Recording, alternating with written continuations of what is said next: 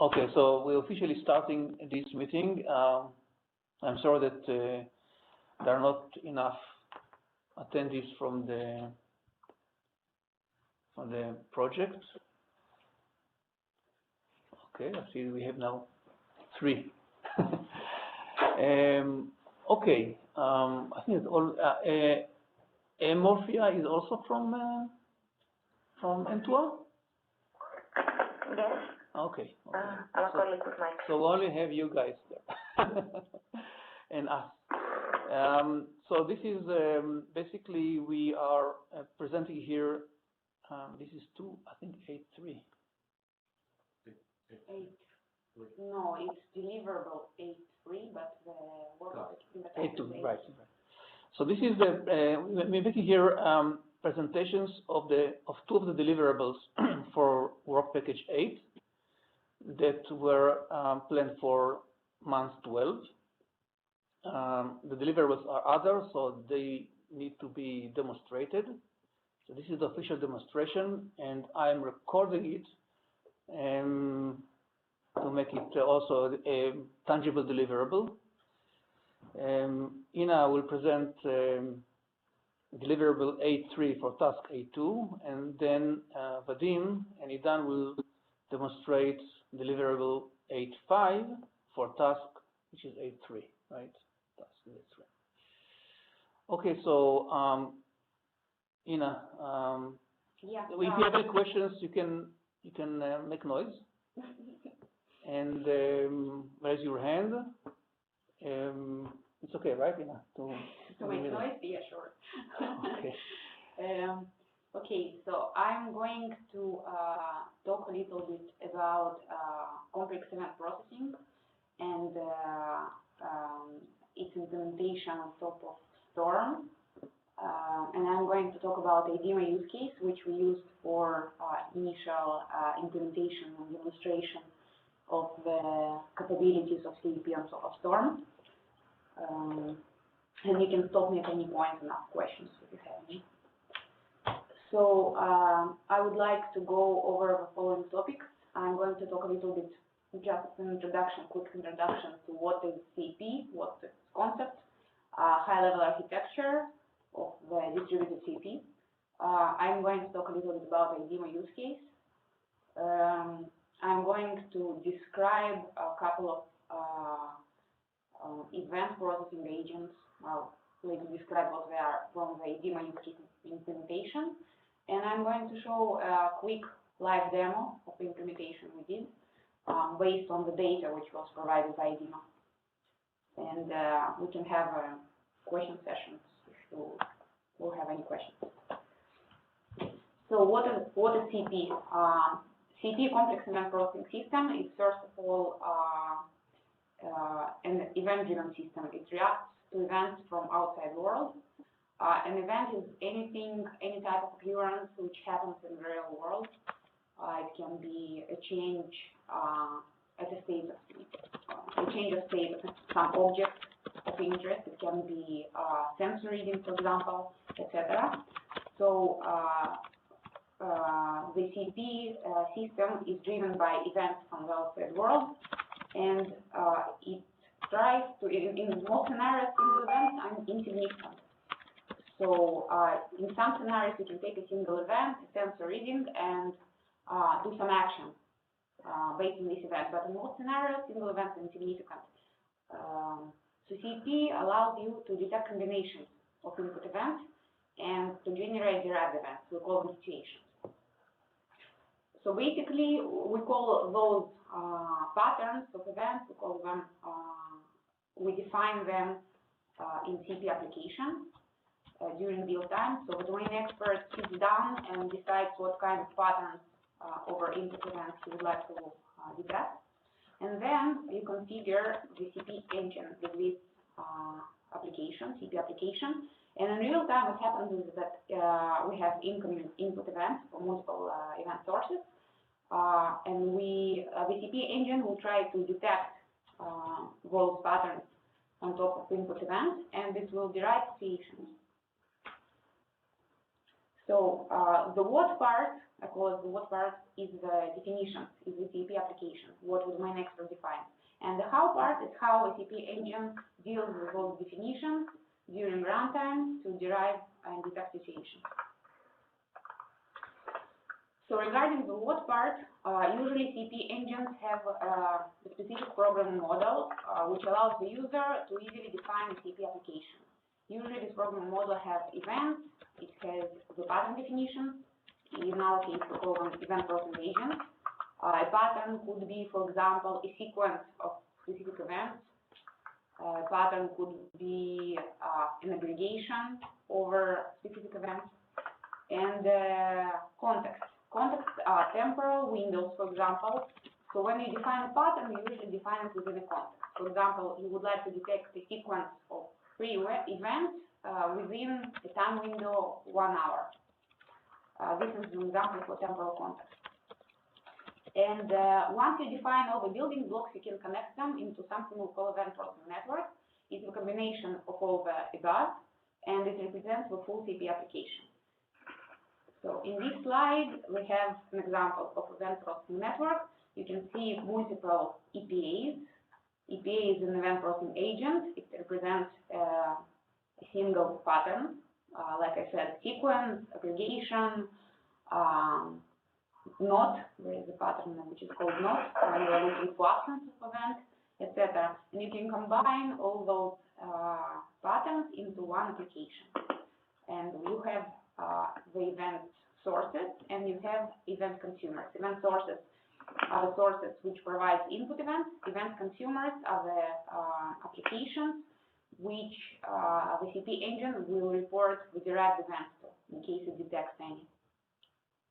Okay, those are the concepts of CEP application. Any questions so far? Okay, good. So I'll continue. So this was the what part, how we define what is a CEP application and what is a CEP application. Now to the how part, we have a CEP engine. There are multiple engines out there, different implementations. Basically, it's a software platform which supports the execution of event-driven applications. In our case, we use an open source CEP engine which was developed here in the lab. It's named Proton, IBM Proactive Technology Online. It supports VPN programming model that described earlier, and it will translate VPN definitions defined by the domain expert into a running application. So in runtime, Proton will receive input events. It will process the input events according to the definitions. It will look for pattern matching, and it will detect and derive complex events and forward them to the defined consumers. Here you can see a very high-level view, logical view of CEP engine of Proton. We have an offline program which allows the domain expert to build the application, build the definitions. The runtime engine is configured with those definitions. We have the external systems, which could be sensors, instrumented systems, other applications. They provide raw events. And we have the external systems which serve as consumers. Those can be dashboards, some kind of actuators, APIs to other applications, etc. So this is the concept of a straightforward CEP engine. Now, the focus of this particular work package and this task is dealing with big data. So in the last 5 or more years, we are living in a world of IoT. So we need to cope with huge amounts of data, of streaming data. So we have big data for historical data, and we have big data systems which can cope with historical data stored in data warehouses. But in our case, we need to deal with streaming data. So there has been, in the last years, there have been appearing systems which are called DCPs, Distributed Stream Processing Systems. They're capable of processing large amounts of data. They're very scalable and extensible. They usually run on distributed nodes, clusters, clouds, but those systems usually come without full native CEP capabilities. So you don't have the building blocks which I've described earlier. You can just easily come and write a complex event processing application on those systems. You have to write custom code in order to do what I've described, in order to detect some predefined patterns. So what we did in the scope of this work is we created a CEP system on top of the ACP system. So we have an implementation called Proton and Storm, and it runs on top of a Storm platform. Storm is a distributed stream processing platform. It has the same programming model as the standalone Proton version. So what I've described earlier as APN applies here as well.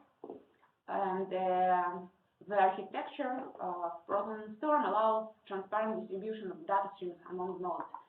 So what you receive here is you define the application in the same way, and your data stream, your big data stream, will be transparently distributed among multiple nodes. If you run Proton on, let's say, 5 Storm nodes, all the data will be processed simultaneously on 5 nodes.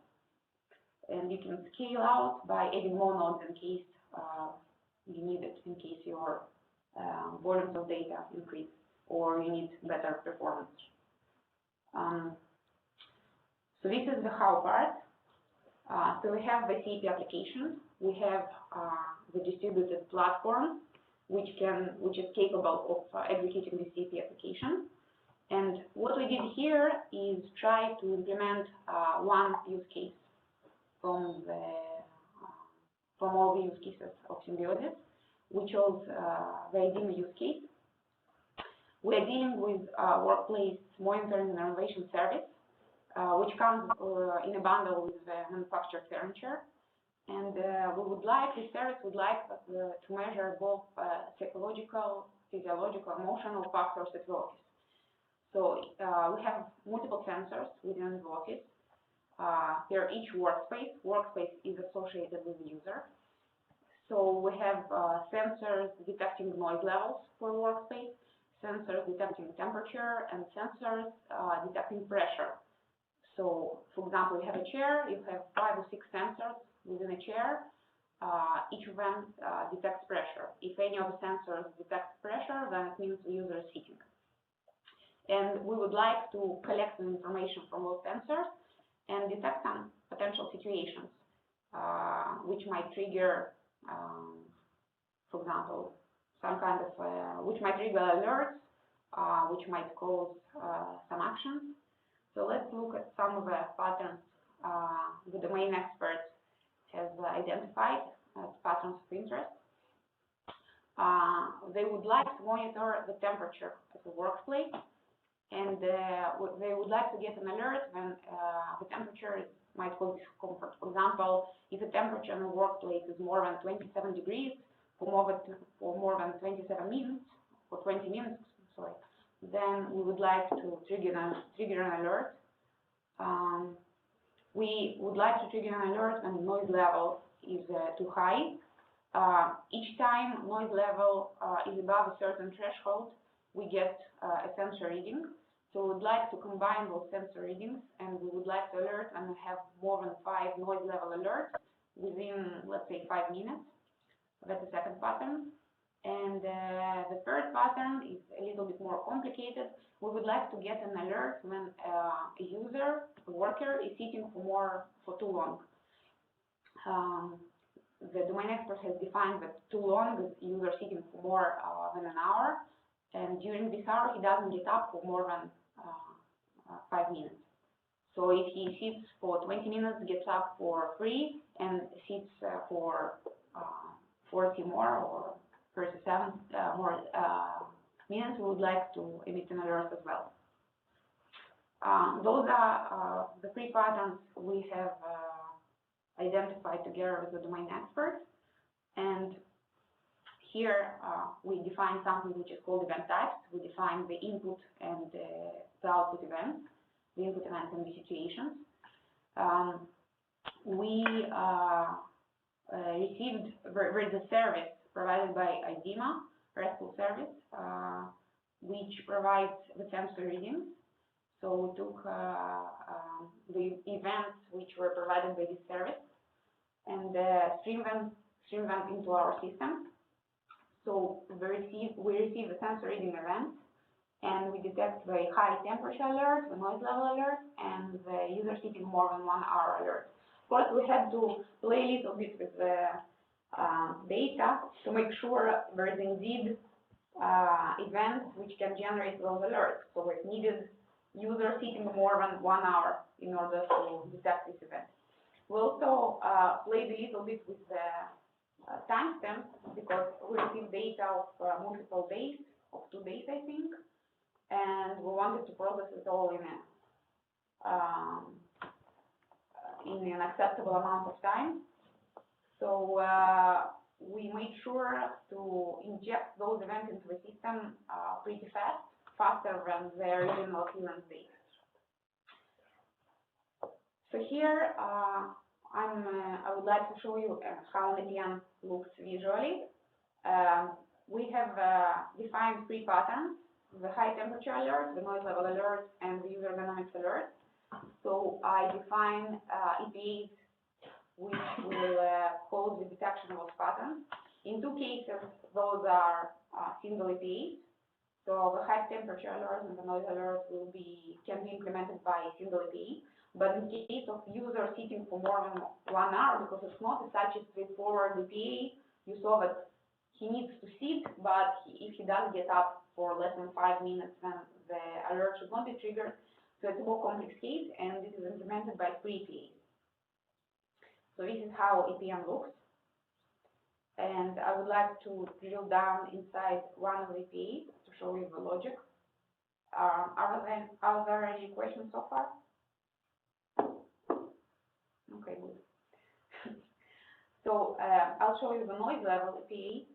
I'll remind you, we're checking that the number of sensor reading events which represent noise sensor at a workplace in 5 minutes is above 4. So we need 5 events with of type noise, because each sensor has a type of sensor within it. So there is pressure, temperature, and noise. We need 5 events of type noise within 5 minutes in order to define this, to derive this alert. This is how an event processing agent logically looks from the inside. Usually it has 3 steps. It has filtering, so it filters out events based on some condition. So in this case, I filter out all the input events which are not of type noise. In this EPA, I'm not interested in temperature or pressure readings. And the pattern matching part is actually what the EPA does. So all the events which were filtered in, all the events of type noise are getting counted. And once the count reaches 5, then I derive a derived event, a situation called noise level alert. And this EPA, every EPA in the system is defined within some context. I've talked about temporal context. So here the temporal context is 5 minutes.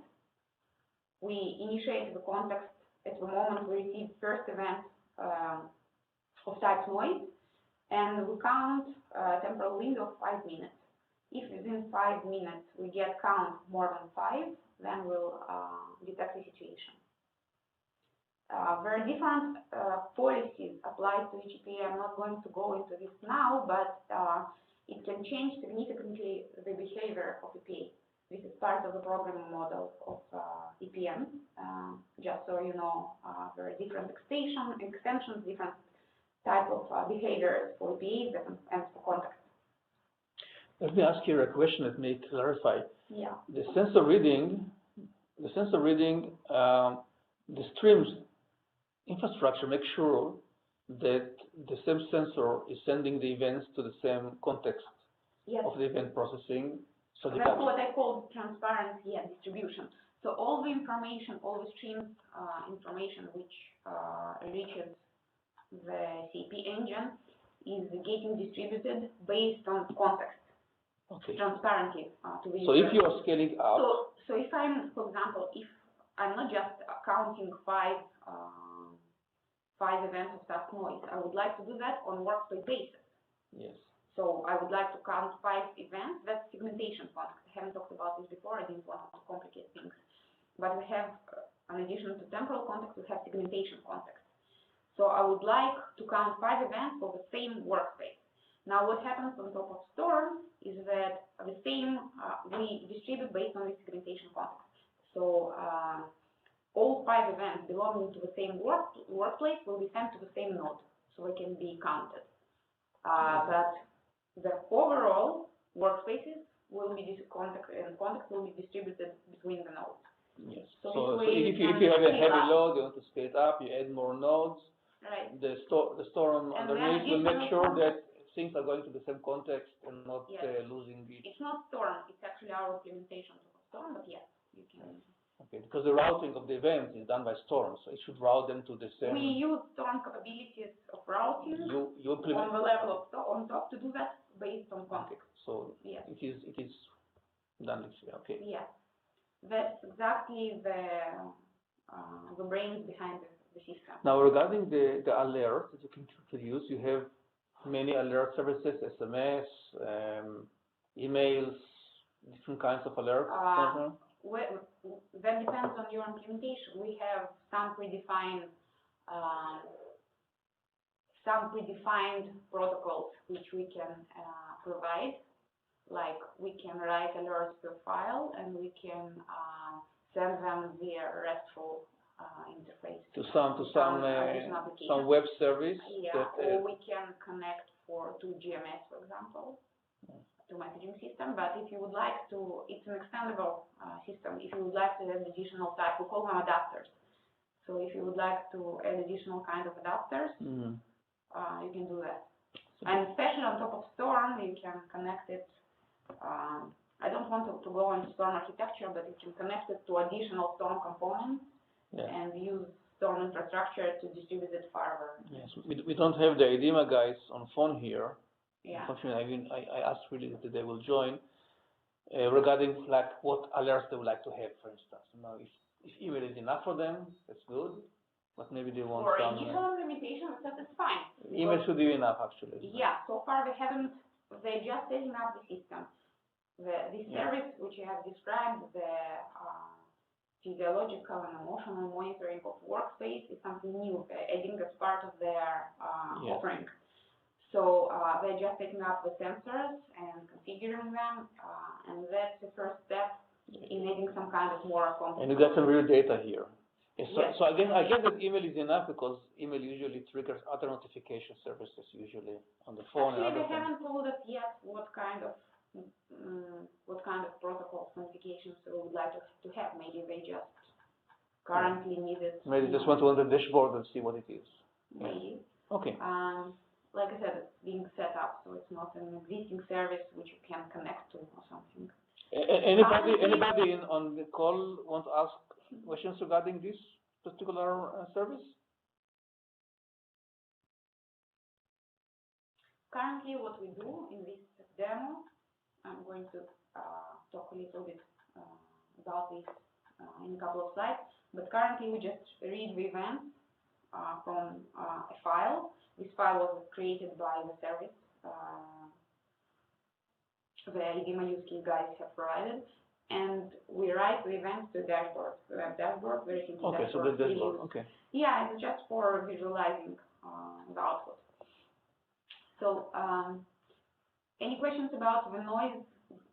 Okay, no questions. Okay, no questions. It's all clear. Here I have an example of just how the temporal windows work in this case. So, a temporal window, we are looking for 5 events within a temporal window of 5 minutes. So a window is opened by each event with sensor type noise, and it lasts for 5 minutes. So you can see here a couple of detections of noise level alert. If the window is open for 5 minutes and you have 5 events within this window, an alert will be triggered. Just a small example of how temporal context can work. Here I have a printout like I said, we send events, output events to dashboard, and I also created the consumer, which is a file consumer. So it receives all the input and all the output events. I print all the input and output events to a file. And here I wanted to show you that you have, those are the sensor reading of the input events. That's the way they look. They have sensor value. They have occurrence time, which is the time this event was created, basically by the service. They have sensor IDs, you have a sensor type, and you have workstation ID. So here you can see two events which happened at the same time at 11:28 for the same workstation of type noise. And if we go on and we continue injecting events, you can see there are additional events of type noise for the same workstation. This one occurs at 11:30, at 11:31, and the last event occurs at 11:31 as well. So all the events, you have 5 events occurring within 3 minutes actually, so it fits into the 5 minutes window, and then you have the noise level alert. This is how the detected derived event looks. So it has a name, and basically in this case we just added additional attribute which is relevant for the derived event, which is the workstation ID. This is what the user wanted to know. So he wanted to get an alert and to be notified which workstation the alert applies to.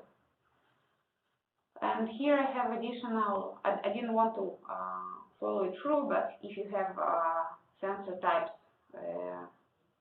for temperature alerts, and as you can see here, the first one occurs at 11:30, and we have multiple events in between, and another one occurs at 11:50, so 20 minutes has passed, and the temperature values has been over 27.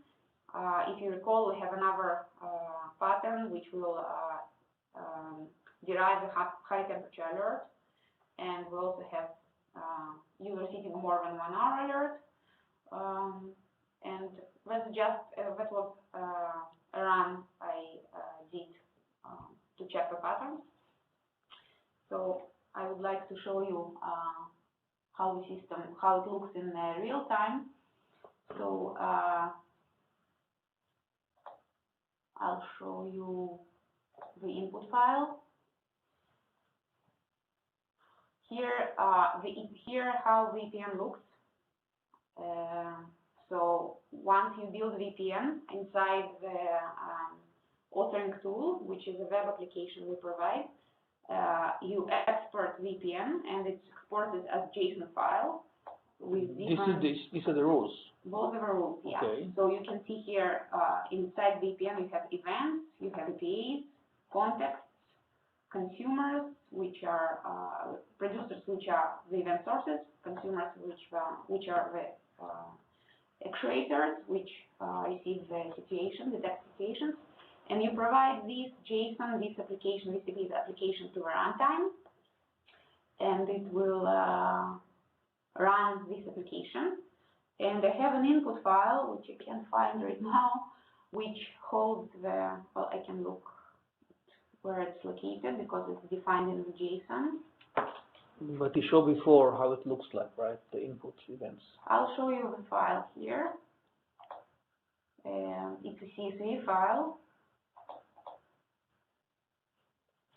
So that's how our input currently looks like. We have a timestamp, the sensor ID, the type of the sensor, workstation ID, user ID, because in some cases, in the case of user sitting for more than 1 hour, the user ID should be reported as well, because different users might use the same workspace, and the sensor value. This is the input file.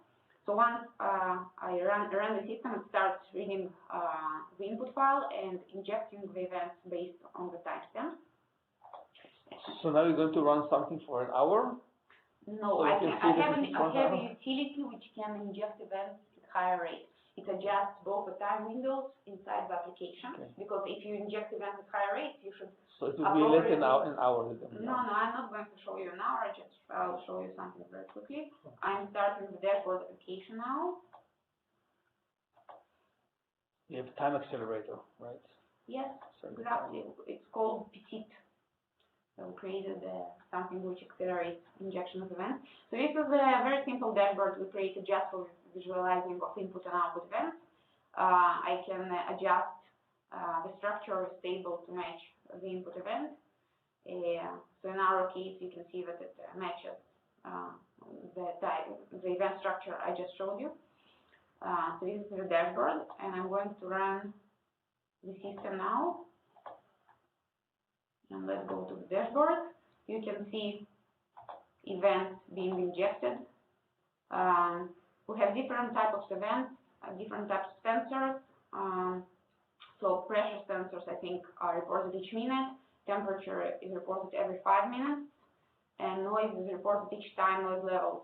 As you can see here, we have noise events. Noise is reported each time the sensor detects it crosses some threshold.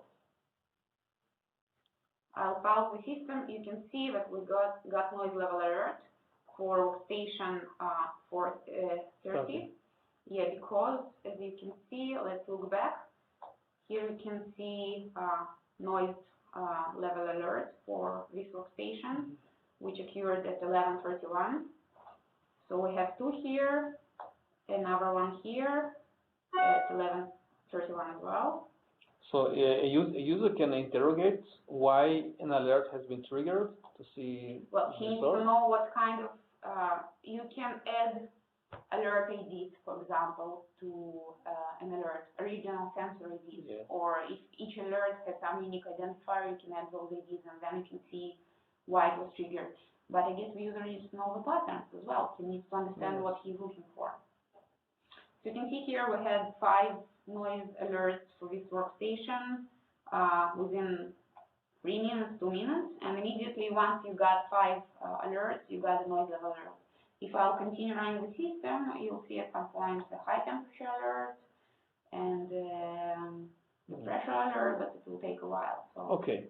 I think that another thing that may interest this demo is, do you have also the environment where you define the rules, or this is really writing those JSON files? No, we have a form-based environment. Let me see if I have it here.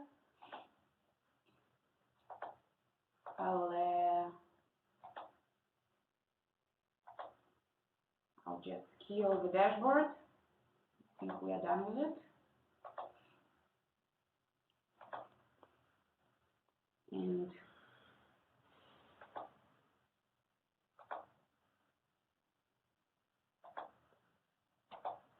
I'll try to show you the environment for writing rules.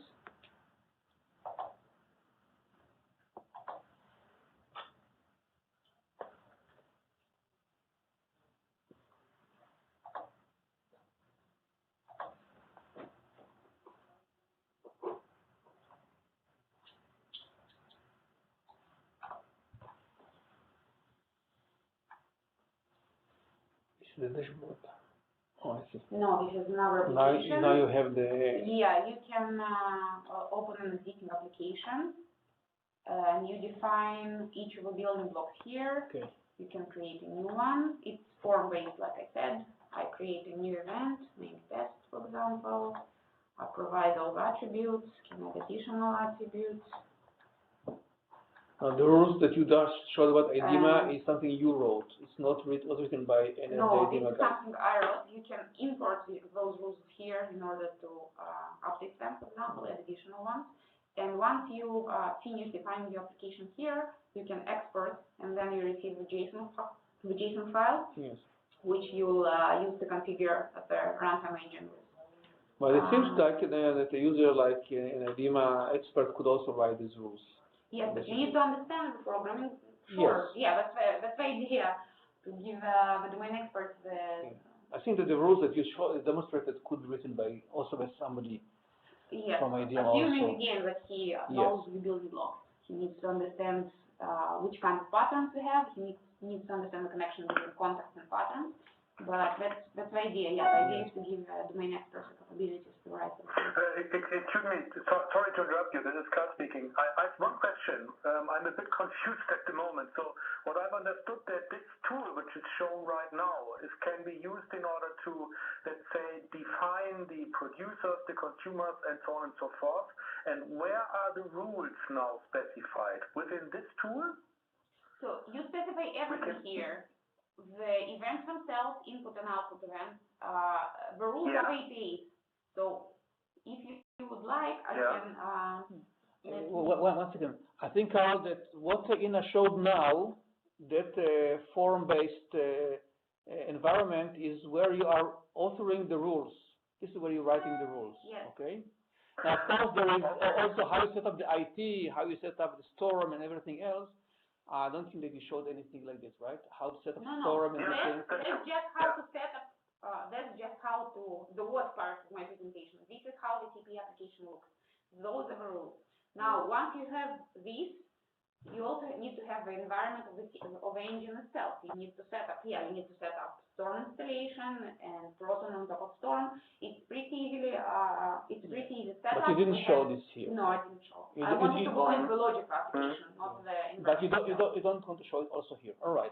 No, so there is an IT issue how to set it up, and also how to define the sources of the events. You know, if it is going to be sensors, if it is going to be a database. You know, you have to write all these adapters that can actually push events into the storm. What we do usually in this kind of infrastructure on top of storm, we usually create.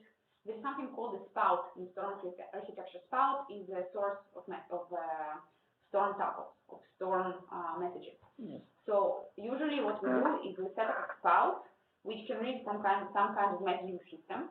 Yes. And then if you want to send events, you can always send events to this messaging system from different sources in a pub-sub environment, yes. and then they will be routed to. So I think that in short, this is a non-trivial, maybe non-trivial thing to set up, depending on how your environment is ready, you know, for this kind of technology. Yeah. It may be an more old-fashioned database based or Excel based that you have to create various pullers, adapters to pull the information from, okay, to feed it into this. So this is really an IT project to do, and I think that Ina can help you with that, right? You have multiple roles. Once you try to create, first of all, you need an IT person, like you said, to set up initial environment. And then if you create, you can give the domain experts in different domains these tools. Yes, right. And then to write the rules, it is rather easy. Right. The rules, I think, is rather intuitive how to write them. Once you understand, you have better experience with users. There are two, like I said, there are two types of jobs you need to perform here. So first of all, set up the environment. Yes, that's the IT guys, right? And then you can build multiple applications, different people. Yes. Who are domain experts and have some knowledge of CEP can build multiple applications which can be run on the same environment. Yes. So you do that, the setup is done once, and then right. I mean, it's nice because you can sort of you work hard on the setup, maybe, okay.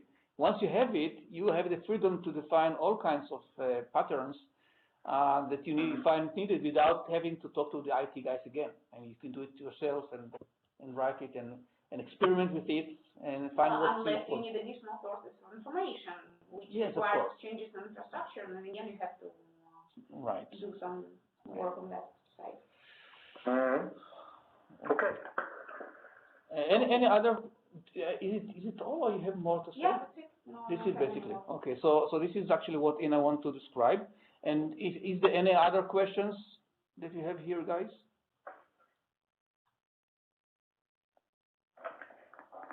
No, it's clear for us. So thank you. I'll stop sharing.